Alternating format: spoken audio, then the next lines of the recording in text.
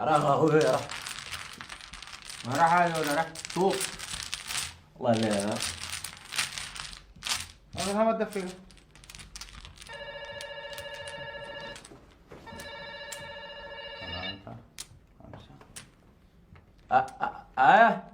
اي وين؟ جاي عليك دقيقة هاي 5 دقائق بس. هنا ان شاء الله خير. يا اخوي هوي ده الدراي قاعد في الدكان، انا امشي عليه واجره عشان نربعه. لا لا والله يجيب وسطه والله احنا زي ما لطشوا شكلك ناوليه. جيبوا نلطشوا ما تزوقوا ها. طب لك عمك ده لحد ما تمشي وتجوا.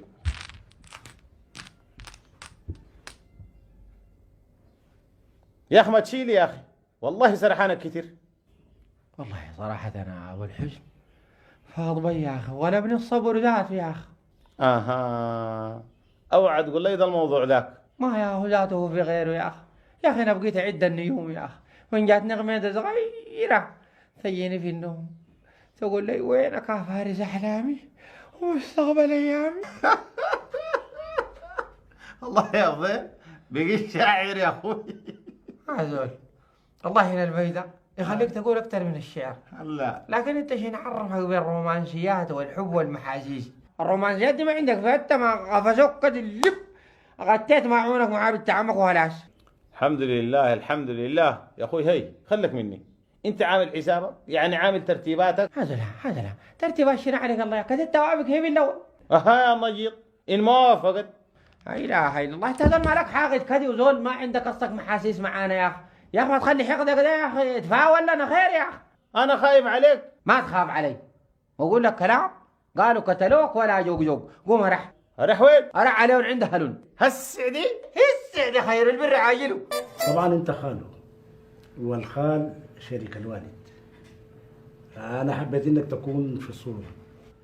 حقيقة الامر هو جانا هنا ومعاه حسن وقال داير البنية، وطبعا الجاك بخشم الباب ده غدرك، وفي ضيل ما فيه شيء تاني يعيب.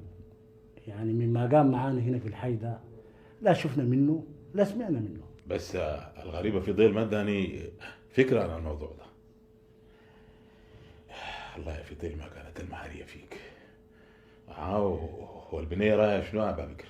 والله ما سألتها، أنا قلت نشاور وليانا وبيت الشورى ما خلي، وبرضه نديها فرصة تفكر براحتها وتكون راية، لأنه دي حياتها هي حرة، هي اللي بتحدد أيوة أو لا.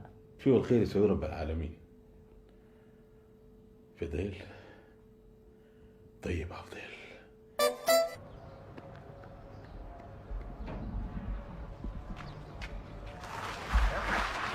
أنا هو أنا حي يا قلبي ورق بالشديد كان يا حنان انتهي العذاب ونرفع الجواب ونكتب الكتاب. نعم كان يا حنان انا في العذاب.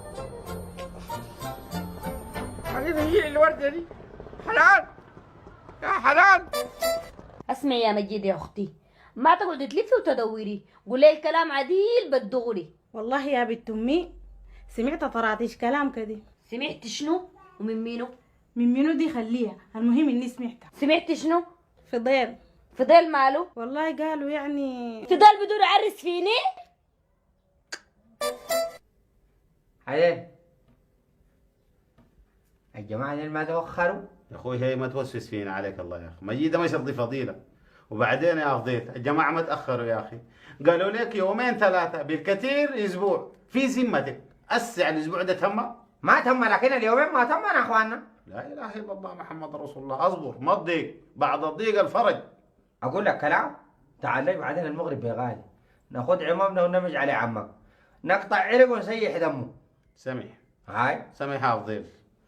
فضيل فضيله كلمتها؟ والله يا اخي هي طبعا انت ما عارف يعني فضيله دي ثقيله ودغيله وده اللي مكرهني فيها وفهمها تخين ذاته، لكن انا اللي علي سويته جبت لك كلام فوق. ها يا بنتي فكرتي؟ موافقة؟ لا. ليه؟ محتارة يا ابوي. شوف يا بنت، الزواج ده استغرار، والبنت راحتها في بيتها، وانا اديتك فرصه كافيه عشان تفكري وتغرري، لانه الناس زي منتظرين منها رد، ما في داعي للجهجه، يا ايوه يا لا، وانا ما غالبني اغرر. عشان ابشرك. هو والله شربان يا خال، شربان يا خالي ما بكير. بس احنا جايين في موضوع النسب. وطبعا نحن لما قلنا لك ادينا فرصه نتشاور او نفكر، ما كان قصدنا يعني نسال عنك ولا نفتش بوراك. بارك الله فيك. انت بالنسبه لنا كتاب مفتوح، قمت معانا في الحي ده وما شفنا منك الا كل خير. الله يجزاك الله خير. وخالك ذاته بالمناسبه جانا هنا وشرفنا وعزانا في دارنا، يعني انتوا اسره ما فيكم كلام ونشرف بنسبها. الله يجزاك الله خير. لكن هنا فقط. لا هي في الحقيقه يعني انا عارف الحقيقه مره، وصلنا في النهايه ميت ما موافق صح؟ قول بسم الله. لا. انا بعد ما كلمتها ووريتها قلت لها يعني فضيل جه هنا وطلب يدك، خليتها براحتها، ما سالتها عشان تفكر وتاخذ زمنها وتقرر يا ايوه يا لا، فاحسن تسمع منها لانه دي حياتكم انتم ولا شنو؟ كلامك صح، وزي ما اقول المثل سمح الكلام فيه سجمسين. في خشم سيد، في خشمسين. اسمع منها ايه؟ سمح اسمع منها هي. طب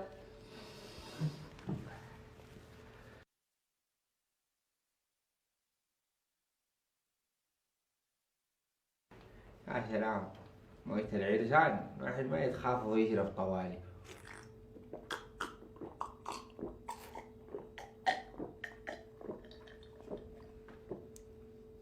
لا وي يا اخي الله، والله لعب مويتون دي حلوه.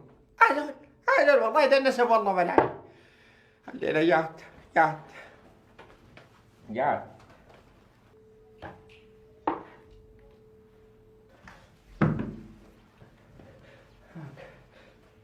ما شاء الله ما شاء الله تبارك الله. والله حتى عصيركم ذاته بلون القلب والدم الأحمر. يا سلام يا سلام عليك، جماعة ست المحاسيس والعواطف الجياشة. والله حقيقة يعني يا حنان، يعني زي ما انت عارفة يعني فضيلة دي كانت غلطة مطبعية يعني. حقيقة في ما متعلمة ذاتها وزولة جاهلة، قرأت 3 يوم بس في المدرسة عشان قاعد بتدق الشفع وتقلع فطور، ويوم الأستاذ قالت أجيبه لأمرك عضت الأستاذة جات تسمم بعيد عنك، فقام أهليك تبعوا كذا أعمامنا وأخواننا وياهو أخانك فطش كذا على رسالنا قالوا لي غتي قدحك وغتيته. أنا حسيت هذا والله معك حياتي حتبدأ وإن شاء الله يعني حنعيش سوا، نعيش في حياة ثبات ونبات تجيب أولاد وبنات. طيب الواحد سات يعني بعدين فضيلة دي شفتي ماشي لي همه، أنا بكلمها عجبت أقعد، ما عجبت مش بطلقها. أساسا أنا المفروض أطلقها قبل 17 سنة من عرسنا. تطلق من أفضل. بتدور تعرس فيني؟ فضيلة ما تسمعي دي إشاعات مغرضة، هسه عليك الله أنا مرت راجلين.